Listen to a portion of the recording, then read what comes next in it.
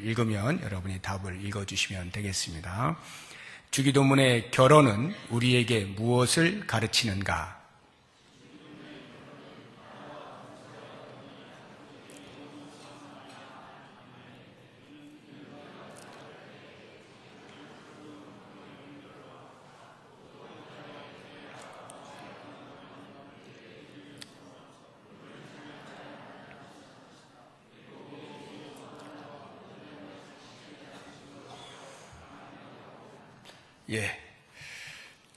하늘에 계신 우리 아버지여, 이름이 거룩히 여김을 받으시오며 해서 마지막에 나라와 권세와 영광이 아버지께 영원히 있사옵나이다. 아멘. 이것으로 이제 마치죠. 주기도문이. 이 마지막 부분, 이것을 같이 공부를 해보도록 하겠습니다. 먼저 1번 보시면 마태복음 6장 13절에서 송영 부분이 괄호로 표기되어 있는 이유가 뭐냐라고 하는 것입니다. 성경을 보시게 되면 그 주기도문, 예수님께서 제자들에게 가르쳐 주신 본문이 나오는 데가 마태복음 6장인데요. 그 13절에 이제 마지막 이 결어 부분이 나오는데 그것이 괄호로 이렇게 쳐져 있습니다. 그 이유가 뭐냐라고 하는 것입니다. 병행구절인 누가복음 11장 2절에서 4절 사이를 보면 이 괄호 안에 있는 내용, 결어가 빠져 있는 것을 보게 됩니다. 그 이유는 이제 하나의 성경이 하늘에서 이렇게 뚝 떨어진 게 아니라 과거에서부터 계속 이렇게 구전으로 내려오거나 또는 그 두루마리에 이렇게 필사를 해가지고 그것이 내려오고 하는 이런, 그러니까 원본은 지금 우리가 찾을 수가 없어요. 이 땅에서 성경 원본은 찾을 수가 없고 그 이하 받아 쓴 것들, 이것을 우리가 이제 사본이라고 말하는데 사본은 많이 있습니다. 그 많은 사본들 중에서 그 당시에 이 성경을 정경으로 인정하던 당시에 그 학자들이 함께 모여서 우리 신앙 공동체가 지금까지 들어왔고 인정할 수 있는 내용들을 발췌를 해서 그것을 이제 정경으로 이렇게 인정을 하는 것이거든요. 그런 편집 과정이 있었다라고 할 때에 어떤 사본에는 이 결어 부분이 나와 있고 어떤 사본에는 빠져 있어요. 이렇게 여러 사본들이 없거나 있거나 하는 경우였기 때문에 이 부분을 갈호로 쳤다라고 하는 것입니다. 실제로 2세기 주후 2세기 이전에 있던 사본들에서는 이 부분을 찾아볼 수가 없어요. 그 이후 3세기 4세기 이렇게 그때 나오는 사본들에만 이것이 있어요. 그 이야기는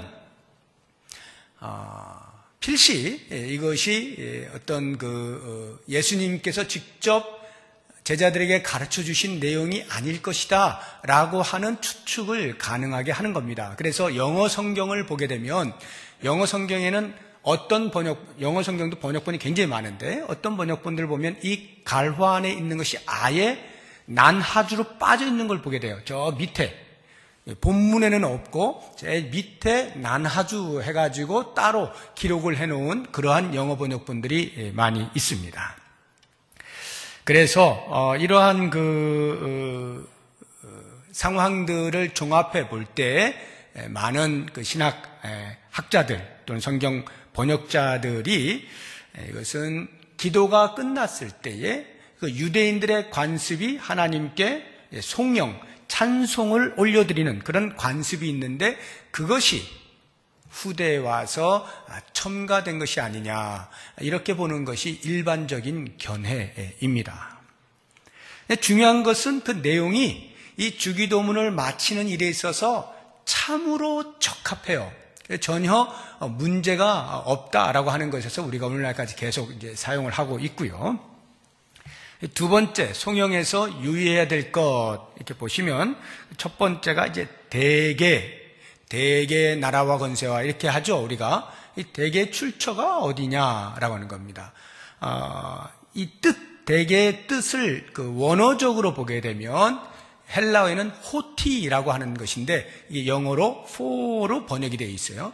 for 왜냐하면, 우리나라 말로 하면 왜냐하면 이런 뜻을 가지고 있습니다. 원어적으로는. 근데 사전적 의미로 대개를 찾아보면 대략적으로, 대체적으로 이런 뜻도 있고 일의 큰 원칙으로 보건대 이런 의미도 있어요. 사전적으로는. 자, 그러면은 이제 우리가 가지고 있는 지금 이 성경이 한글 개역 개정판 번역본입니다. 한글 개역 개정인데 이거 전에 우리가 2008년도에 우리 교회는 이걸 바꿨어요. 그 전까지 우리가 쓰던 게 한글 개역 성경입니다. 이 한글 개역 성경 또는 지금 우리가 가지고 있는 이 개역 개정 성경에는 그 마태복음 6장 13절을 보면 대개라고 하는 것이 없어요. 그냥 나라와 권세와 영광 이렇게 나옵니다. 대개가 없습니다. 그런데 우리가 지금 주기도문 할 땐 우리 합동측 출신의 성도들이라면 누구나 다 대개를 넣죠. 오랫동안 옛날부터 그렇게 해왔기 때문에 그렇습니다. 그러면 이 대개가 갑자기 어디에서 등장한 것이냐라고 하는 것인데 찬송가, 그러니까 이 성경책의 제일 앞부분에 이렇게 보면은 그 주기도문하고 사도신경 나오고 뒤에는 십계명 나오고 하잖아요. 이 표지에. 거기에 보시게 되면 이 개역개정에는 빠져 있는데 개역판, 이거 전 우리가 사용하던 그 성경의 표지를 보시게 되면 거기에 대개가 나와 있어요. 그래서 이런 것이 우리는 이제 그동안에 습관적으로 해왔기 때문에 아무 거리낌 없이 이렇게 해오는 것입니다만 정밀하게 보자고 한다면 우리 합동측이 아닌 뭐 통합측이나 또는 다른 데서는 대개를 대개 안 합니다. 거의 안 해요. 그냥 나라와 권세영 이렇게 합니다. 대개가 빠져 있어요. 주로 우리 보수 진영 쪽 이쪽에서만 이 대개를 이제 넣어서 주기도문을 하고 있습니다. 그 이유는 초창기 우리나라가 기독교가 들어오던 초창기 1900년 초반기 한 1930년 이때부터 이제 번역이 좀 더 활발하게 진행이 됐는데 그 당시에 번역을 할 때 주로 중국어판 성경, 그 당시에 그 중국어가 더 먼저 나왔어요. 우리 한글 성경보다도. 중국어판을 가지고 우리가 번역을 했거든요.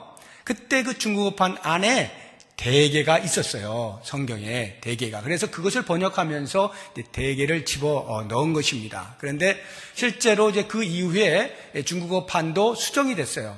그 뜻이 별로 안 맞는 거예요. 그 대개라고 하는 게 큰 대자에다 덮을 개자인데 이 한문이 그 원어적 의미에서의 의미를 담아내지 못하는 거예요. 그 뜻이. 그래서 중국어 성경도 지금은 바뀌어 있습니다. 그래서 그 1930년대 그 번역을 하면서 그것이 별로 이렇게 그 원어의 의미를 담아내지 못한다라고 하는, 그리고 오히려 오해할 수가 있다. 그러니까 우리가 대개 하면은 대체적으로 이런 식으로 많이 이렇게 들어오기 때문에 오히려 오해할 수가 있다 싶어가지고 그 이후에는 생략을 한 겁니다. 그런데 이제 워낙에 그때 이제 초기에 이렇게 했던 것들이 이런 그 찬송가 표지판이라든가 이런 데 계속 쓰여져 왔기 때문에 우리가 오늘날까지도 이렇게 쓰고 있습니다. 그런데 이런 그 일의 큰 원칙으로 보건대라고 하는 의미나 또는 왜냐하면이라고 하는 의미를 정확히 인식하고 우리가 대개라고 한다면 그것도 상당히 의미가 있어요. 그건 이제 나중에 제가 또 설명을 드리도록 하겠습니다. 자, 두 번째 이 성경 부분에서 우리가 좀 유의해야 되는 것은 이제 나라와 권세와 영광이 아버지께 영원히 있습니다 라고 할 때 나라와 권세와 영광 각각의 단어의 앞에 헬라어로 해라고 하는 영어의 정관사 더가 붙어 있어요. 그 나라, 그 권세, 그 영광 이렇게 각각에 대하여서 정관사가 붙어 있다라고 하는 것입니다. 왜 그럴까요?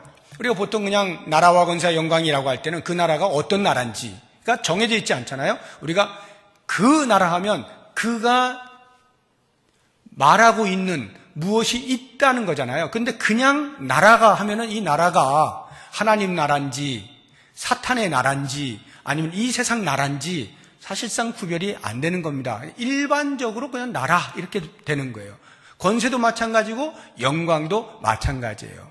그런데 그 원어를 보면 그 나라, 그 권세, 그 영광이라고 해서 지정되어 있는 나라와 권세와 영광이라는 것을 알 수가 있습니다. 그 나라라고 하는 것은 신천, 신지, 새 예루살렘, 우리가 가게 되어질 천국, 주님이 계신 바로 그 천국을 의미하는 것이죠.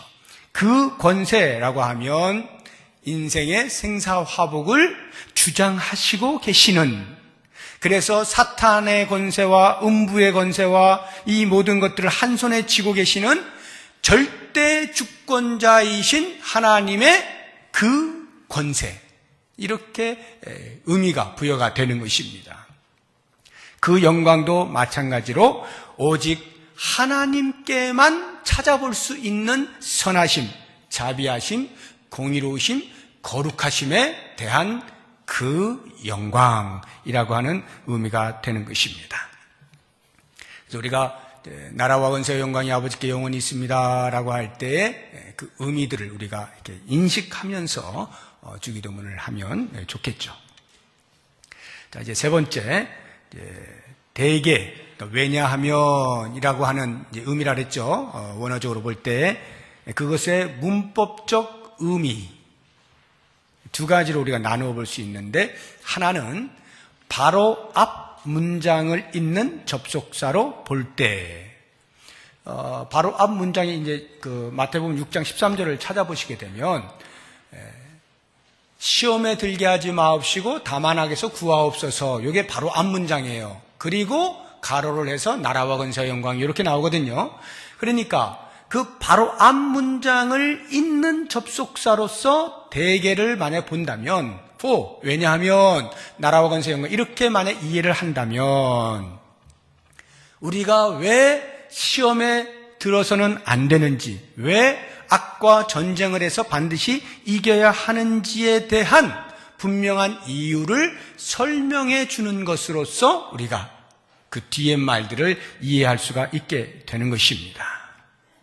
우리가 왜 유혹에 빠지면 안 되는가? 왜 시험에 들면 안 되는가? 왜 반드시 악을 이겨야만 되는가? 그 이유는 바로 하나님의 나라와 하나님의 권세와 하나님의 영광이 아버지께만 있기 때문에, 다시 말해서 권세와 영광이 충만한 그 천국에 들어가기 위해서는 반드시 우리는 시험을 이겨내야 되고 악을 물리쳐야 된다라고 하는 거예요.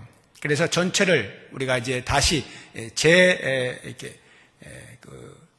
정의를 이렇게 해보면, 시험에 들지 않고 죄에서 벗어나게 해주십시오. 그래야만 영원한 권세와 영광이 충만하신 아버지의 나라에 들어갈 수 있기 때문입니다 라고 이해를 하면 되는 것입니다. 자, 두 번째, 이 대개라고 하는 왜냐하면이 바로 앞 문장이 아니라 주기도문 전체, 앞에 전체, 하늘에 계신 우리 아버지여부터 시작해서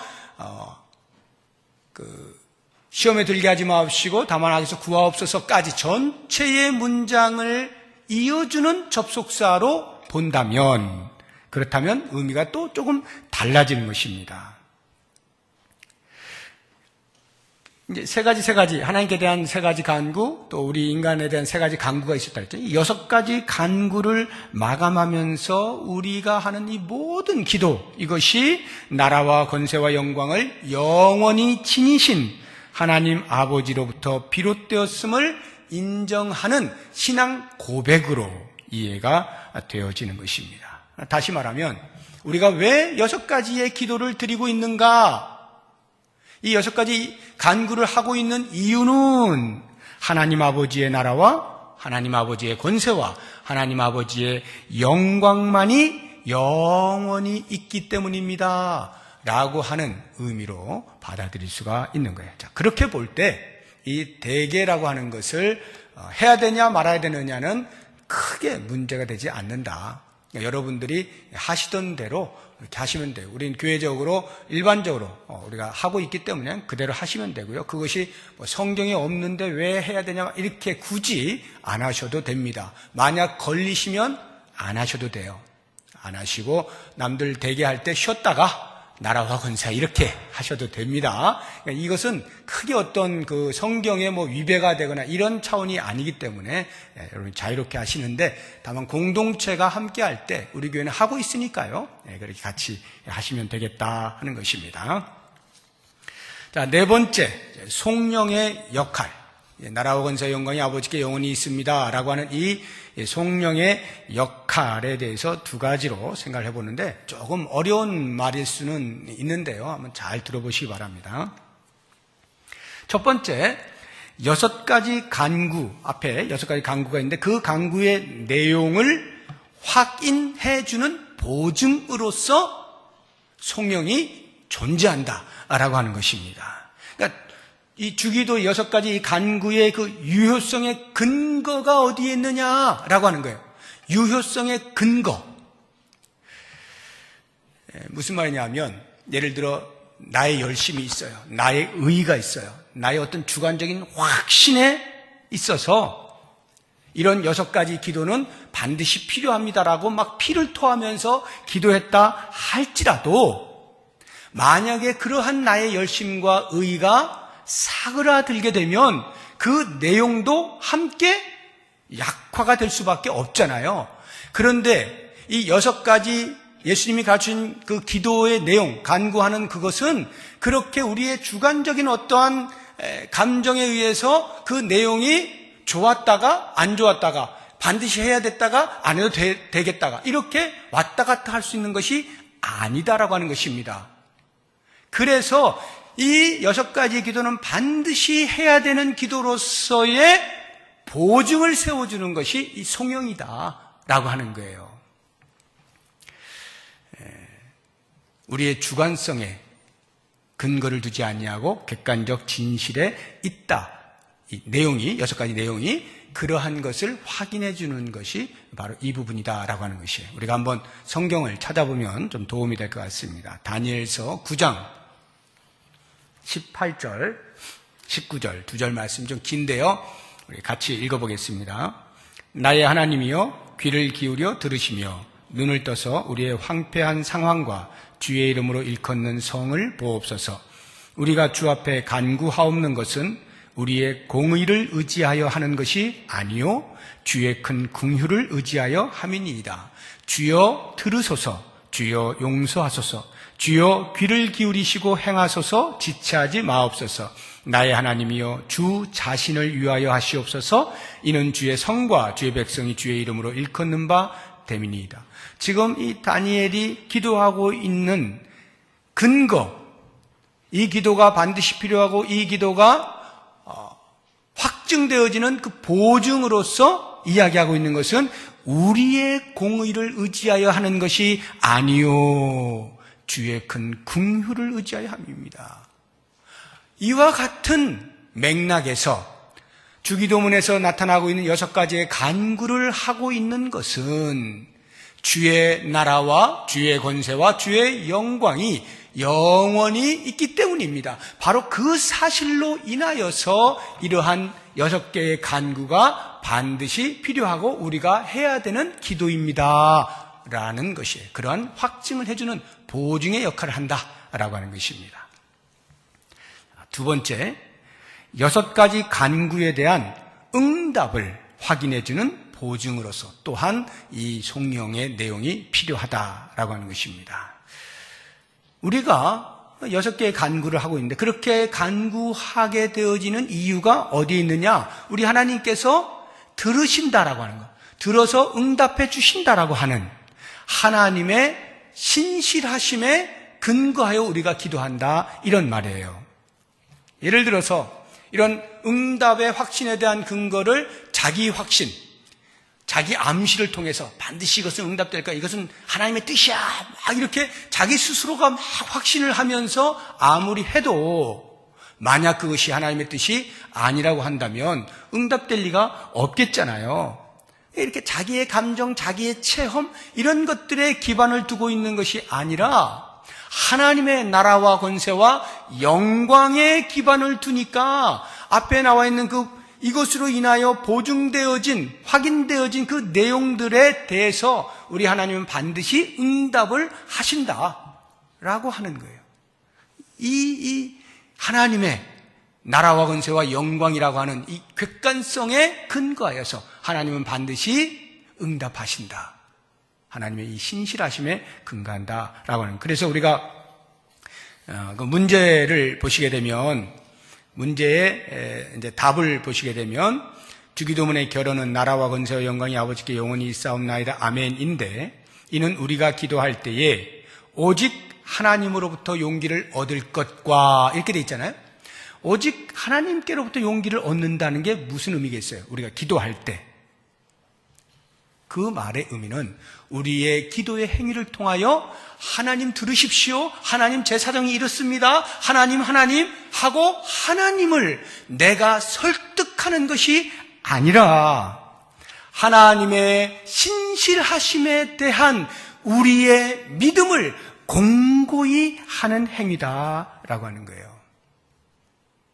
우리의 기도하는 행위는 우리가 하나님을 설득해서 내가 원하는 것을 얻어내는 것이 아니고, 하나님은 당신의 자녀들의 기도에 신실하게 응답하신다라고 하는 것에 대한 믿음, 나의 믿음을 공고히 하기 위하여 주어지고 있다라고 하는 것입니다. 그래서 아더 핑크라고 하는 목사님인데 이제 학자이고요. 하나님의 주권이라고 하는 책에서 이렇게 표현을 했어요. 기도의 목적은 이것이다. 즉 하나님의 목적을 변경시키기 위한 것이 아니라 그 목적을 하나님께 좋은 때와 하나님의 방법으로 성취하기 위한 것이다. 하나님이 어떤 것을 약속하셨기 때문에 우리는 믿음의 완전한 확신을 가지고 그것들을 간구할 수 있다. 그러니까 하나님의 신실하심, 그 근거에 의해서 우리는 이 주기도문의 6가지의 그런 기도의 내용들을 얼마든지 우리가 기도할 수 있다라고 하는 거예요. 그럼 하나님의 뜻대로 행하시는데 굳이 우리의 기도가 왜 필요하냐라고 할 때는 그 기도를 통하여 오히려 우리에게 유익을 주시려고 기도에 동참하게 하신다라고 하는 것입니다. 이것이 바로 성도가 기도를 함에 있어서 하나님께로부터만 용기를 얻는 이유가 되는 것입니다. 우리의 기도의 행위를 통해서 하나님의 뜻이 이루어질 때 우리는 그렇게 일하시는 하나님에 대한 신뢰가 더욱더 강하게 되겠죠. 역시 하나님은 일하고 계시는구나 라고 하는 것과, 그 하나님의 뜻과 내 뜻이 맞지 않을 때 나를 굴복시키는 행위를 통하여 나의 믿음이 점점 다듬어져 가는 것이죠. 하나님 보시기에 또는 하나님의 원하시는 수준에까지 계속 다듬어져 가는, 이 기도의 행위를 통하여 우리에게 이런 유익이 있다라고 하는 것입니다. 자, 마지막 5번째, 성령을 통한 깨달음. 이 성령을 통하여 나라와 권세 영광의 아버지께 영원히 있습니다 아멘이라고 하는 이 기도를 통해서 우리가 깨닫게 되어지는 것은, 우리의 기도라고 하는 것은 하나님의 나라와 하나님의 권세와 하나님의 영광을 생각하고 그 하나님께 영광을 돌리고 하나님만 찬양하는 내용이어야 한다라고 하는 것입니다. 그래서 우리의 기도의 궁극은 하나님이 영광을 받으시는 데에 있다라고 하는 것입니다. 우리 한번 또 말씀을 찾아보겠습니다. 다윗의 고백인데요. 역대상 29장 11절에서 13절까지 말씀, 좀 긴데요. 같이 읽어보겠습니다. 여호와여, 위대하심과 권능과 영광과 승리와 위엄이 다 주께 속하였사오니 천지에 있는 것이 다 주의 것이로소이다. 여호와여, 주권도 주께 속하였사오니 주는 높으사 만물의 머리이심이니이다. 부와 귀가 주께로 말미암고 또 주는 만물의 주제가 되사 손의 권세와 능력이 있사오니 모든 사람을 크게 하심과 강하게 하심이 주의 손에 있나이다. 우리 하나님이여, 이제 우리가 주께 감사하며 주의 영화로운 이름을 찬양하나이다.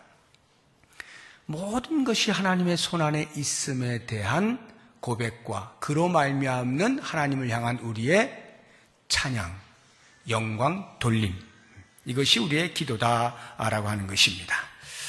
자, 이제 전체를 마무리를 해보겠습니다. 제1문 시작을 할 때 인생의 제일 되는 목적이 뭐냐 이렇게 질문을 했고 그에 대한 대답으로 하나님을 영화롭게 하는 것과 영원토록 그를 즐거워하는 것이다 이렇게 대답을 하였습니다.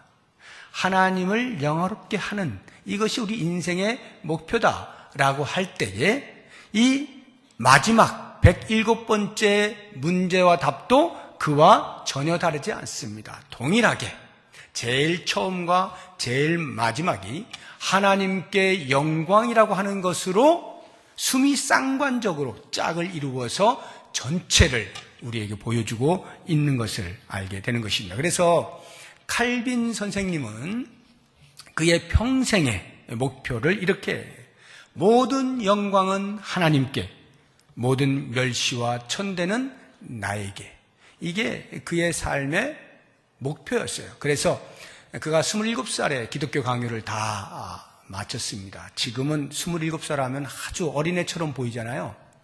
27살에 우리가 그렇게 목매고 칼빈 선생님 하는 그 근간을 이루는 기독교 강요를 27살에 완성시켰다니까요. 그 기독교 강요를 마치면서 그가 한 말이 하나님을 찬양하라라고 하는 것이었습니다. 그리고 그의 생애를 마감할 때 그가 두 손을 높이 들면서 하나님께 영광, 하나님께 영광 이러고 이제 숨을 거두었거든요.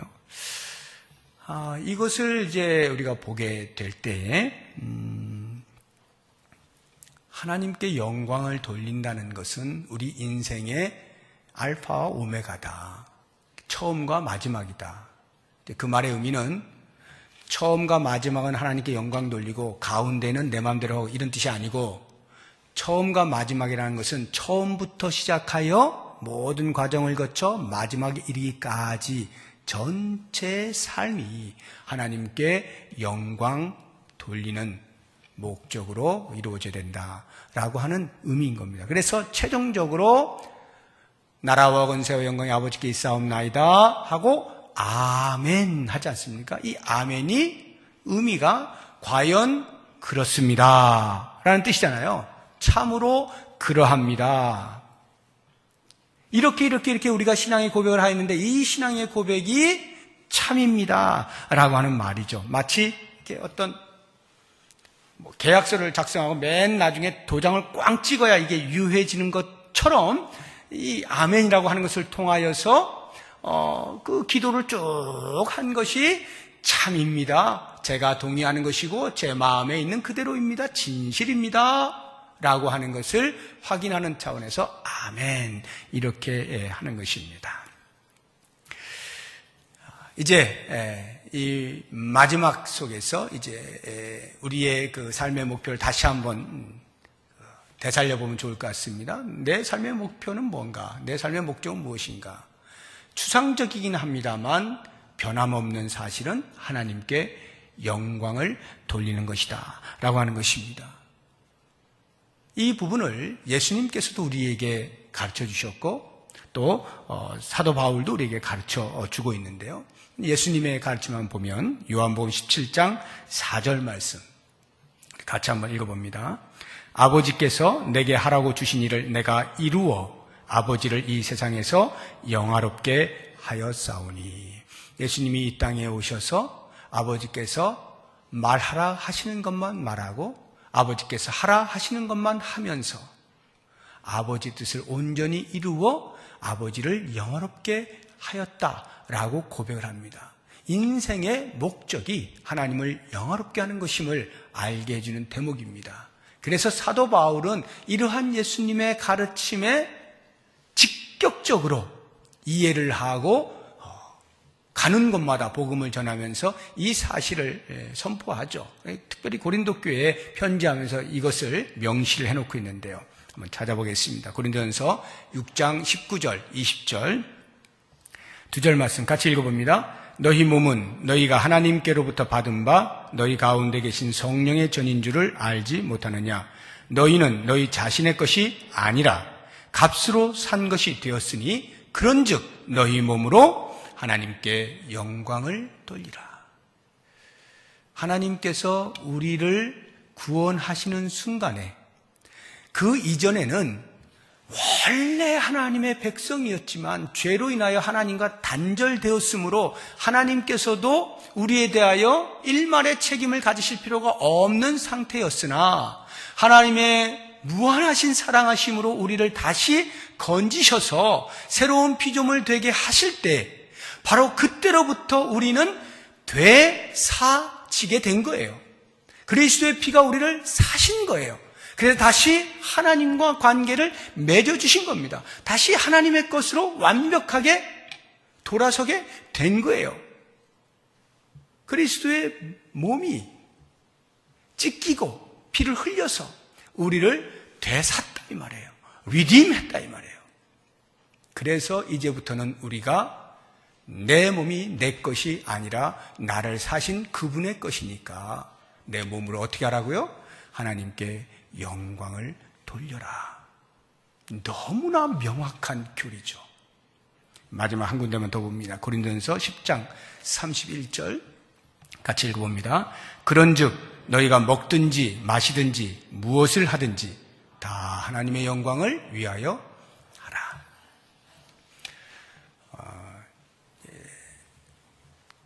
좋은 신앙이라고 하는 것은 이러한 말씀을 우리가 암송도 하고 수도 없이 반복하여 듣고 읽고 이런 가운데에서 이것이 나의 삶에서 증명되어지는 것, 이게 이제 좋은 신앙이에요. 머리에만 머물러 있으면 머리만 커지죠. 그러면 이제 병이 듭니다. 머리만 커지면 큰일 나요. 이것이 이제 가슴으로 내려오는 거죠. 뜨거워지는 거죠. 그러면서 그것이 손과 발로 움직여질 때, 다시 말하면 우리의 삶의 현장에서 큰 일이든 사소한 일이든 어떠한 일들이든 어떠한 생각이든 어떠한 만남이든 관계든 사건이든 그 속에서 잊지 아니하고 우리의 이 이성이 끊임없이 하나님의 영광을 되새기고 되새기면서 우리의 손과 발로 그것을 증명해내는 것, 이것이 좋은 신앙이고 깊은 신앙이고 하나님께서 우리에게 원하시는 수준으로 나아가는 신앙의 모습이다라고 하는 것을 기억하시고요. 지금 우리가 107개의 질문과 답을 2년 동안에 같이 배우면서 그냥 한마디로 요약하면 하나님께 영광, 이것을 요약된다는 것을 기억하시면서 우리의 남은 생애 동안에 우리를 통하여 영광을 받으실 하나님, 저를 통해서 주님 영광을 받으십시오, 이렇게 하면서 정말로 하나님께서 우리의 삶을 통해서 크게 웃으시는, 그리고 우리의 삶이 그것을 인하여 복되다고 하는 것을 스스로 자각하고 그런 멋진 삶을 사실 수 있기를 주의 이름으로 부탁드립니다. 기도하겠습니다.